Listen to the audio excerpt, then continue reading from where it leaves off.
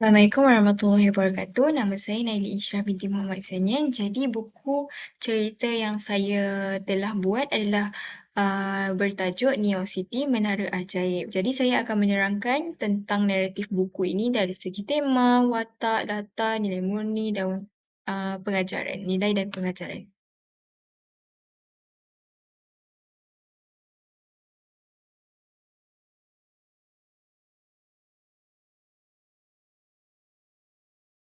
Jadi sebelum kita pergi ke lebih lanjut, kita perlu tahu sinopsis daripada buku cerita yang saya telah buat ni lah.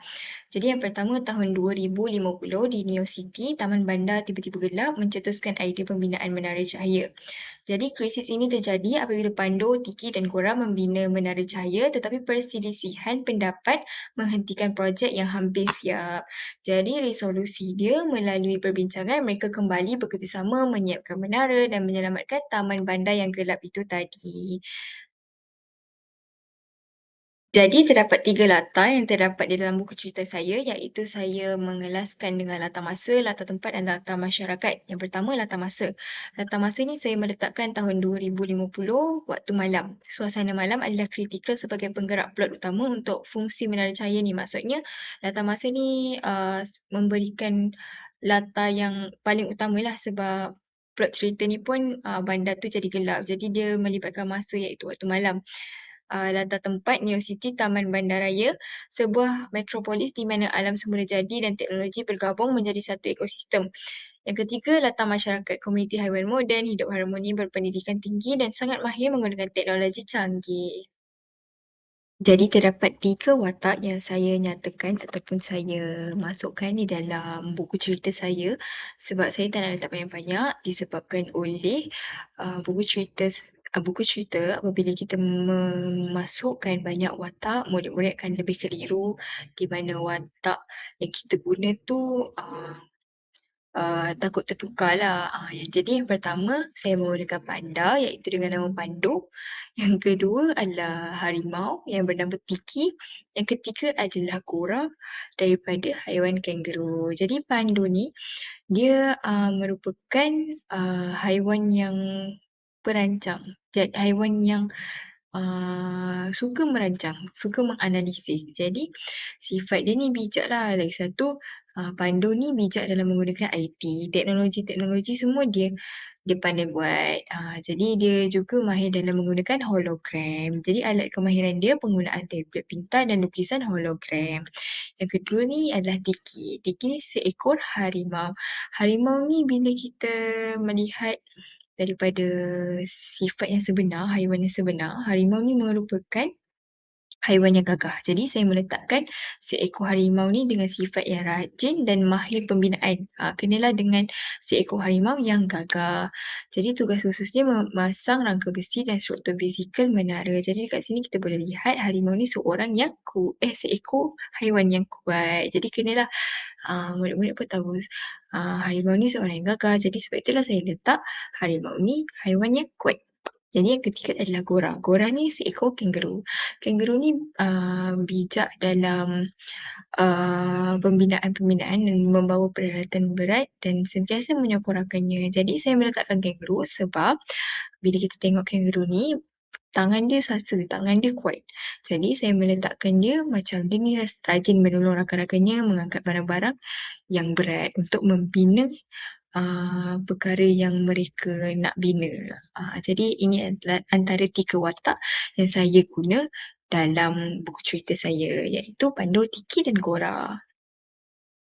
Jadi antara watak sokongan dan sudut pandang adalah watak sampingannya adalah robot-robot kecil mencetuskan elemen futuristik dan misteri di taman. Jadi robot-robot kecil ni macam membuat kekacauan lah, jadi untuk menjadikan bandar tu gelap. Jadi robot-robot ni adalah elemen yang jahat saya letakkan dalam buku saya. Haiwan Neo City. Haiwan Neo City ni komuniti yang menerima manfaat langsung daripada pembinaan menara tu. Maksudnya macam haiwan-haiwan yang lain lah di bandar tersebut. Sudut pandang orang ketiga serba tahu, pencerita memiliki pandangan meluas, mengetahui segala tindakan fizikal serta berupaya membaca perasaan dan isi hati semua watak dalam cerita. Antara naratif yang saya mahu terangkan adalah melalui plot cerita supaya murid lebih faham. Plot cerita ni lebih kepada ringkasanlah daripada buku cerita saya tu. Permulaan taman ni gelap. Idea menara cahaya tu tercetus daripada taman yang gelap tu. Jadi perkembangan dia semangat tinggi, pembahagian tugas dimulakan perancang jurutera logistik. Jadi dekat sini berkembang apabila 3 ekor haiwan tersebut, Tiki, Gora dan Pando, nampak macam ada kekacauan yang berlaku daripada robot-robot kecil dan mereka jadi mencetuskan idea lah sebab nampak bandar tu gelap. Jadi mereka macam buat perancangan. Macam apa kata kita buat menara cahaya supaya bandar ni kembali terang. Lepas tu konflik. Sewaktu meminda menara cahaya tu, mereka mendapati ada perselisihan faham antara Tiki dan Pando. Konflik ni perselisihan kaedah pembinaan tu. Pertengkaran meletus, kerja pun terhenti. Jadi mereka saling bergaduh. Itu adalah konflik dalam buku cerita ini. Jadi klimaks dia, kesedaran timbul, perbincangan tenang memulihkan keadaan. Jadi Gora ni memberikan pandangan bahawa bila kita tidak dapat bekerjasama, kita tidak boleh membina menara cahaya yang kita telah fikirkan untuk buat di dalam bandar tersebut. Jadi peleraian dia kerja bersambung bersama-sama menara siap dan menerangi bandar. Selepas itu, peleraian pun terjadi sebab Gora ni dah beri idea supaya kita kena bekerjasama untuk menerangi bandar kita semula macam tu.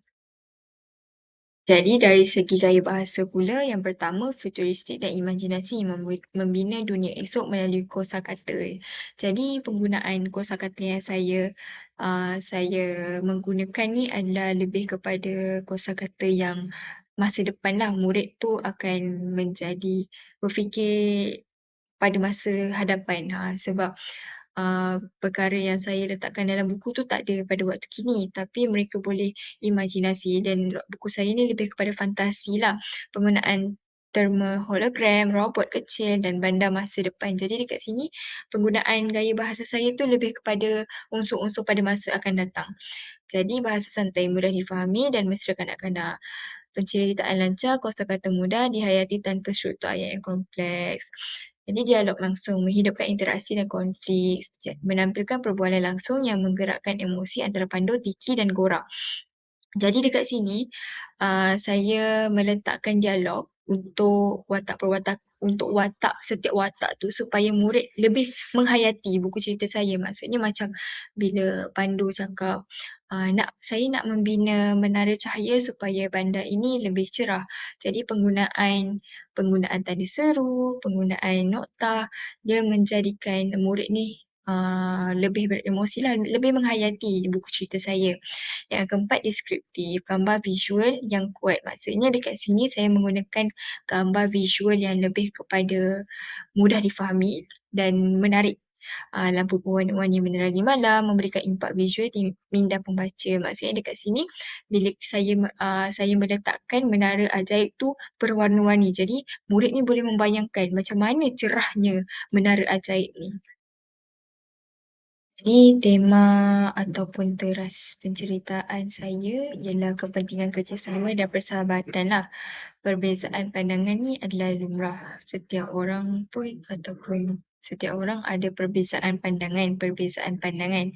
Namun cerita ini membuktikan bahawa kejayaan luar biasa hanya tercapai apabila wujudnya toleransi, komunikasi yang baik dan rasa hormat yang mengikat persahabatan bersama seperti sistem gear yang saling melengkapi. Maksudnya dekat sini saya nak memberikan bahawa dalam buku cerita saya ni menyampaikan tentang apabila kita bekerjasama sesama rakan ataupun sesama orang sekeliling kita, kerja akan lebih mudah disiapkan dan pergaduhan ni tidak akan membawa kepada hasil yang baik sebenarnya. Itu adalah tema dalam cerita tersebut lah. Jadi antara nilai dan pengajaran yang terdapat dalam cerita ini adalah yang pertama, kerjasama. Kita perlu bersatu padu dan bekerjasama untuk mencapai kejayaan yang besar. Sebagai contohnya, Pandu, Tiki dan Gora bekerjasama untuk membina menara cahaya. Yang kedua, toleransi perbezaan pendapat sentiasa boleh diselesaikan melalui perbincangan yang tenang. Dekat sini kita boleh lihat daripada konflik yang tercetus dalam buku cerita ini, iaitu Pando dan Tiki, perbezaan pendapat, dan Gora pula menyelesaikan uh, pergaduhan atau perbalahan itulah dengan tenang. Yang ketiga, saling menghormati, menghargai rakan adalah asas paling kukuh dalam membina kelangsungan persahabatan. Dekat sini nilai dia kita boleh lihat dalam persahabatan Pando, Tiki dan Gora ni lah. Mereka saling menghormati, walaupun mereka ni rakan je, tiada pertalian darah ataupun apa-apa. Jadi mereka saling menghormatilah antara rakan. Yang keempat, bertanggungjawab. Usaha dan penilaian bersama akan sentiasa membawa manfaat dan kebaikan kepada masyarakat. Mereka Pando, Tiki dan Gora ni bersifat ataupun mempunyai lah sifat tanggungjawab ni daripada kemahiran yang mereka ada. Contohnya Pando ni lebih kepada teknologi, Tiki ni lebih kepada gagah, Gora ni lebih kepada alatan membina. Jadi mereka menggunakan kemahiran mereka dalam membina sesuatu yang membawa kepada manfaat dalam hidup bermasyarakat. Jadi kesimpulan akhir daripada cerita saya ini adalah menara ajaib bukan sekadar dibina dengan besi dan teknologi, ia dibina dengan persahabatan. Cerita ini meninggalkan mesej yang mendalam walaupun berada di zaman futuristik, iaitu berada di zaman hadapan dengan teknologi yang paling canggih sekali. Kelestarian sesebuah bandar tetap memerlukan hati yang bersatu padu untuk berfungsi dengan sempurna. Maksudnya dekat sini, walaupun teknologi ni canggih macam mana sekalipun, nilai murni yang bekerjasama, nilai murni toleransi, nilai murni tanggungjawab ni adalah benda yang paling utama ataupun tonggak utama dalam membina sesuatu perkara. Jadi itu sahaja daripada saya. Sekian, terima kasih.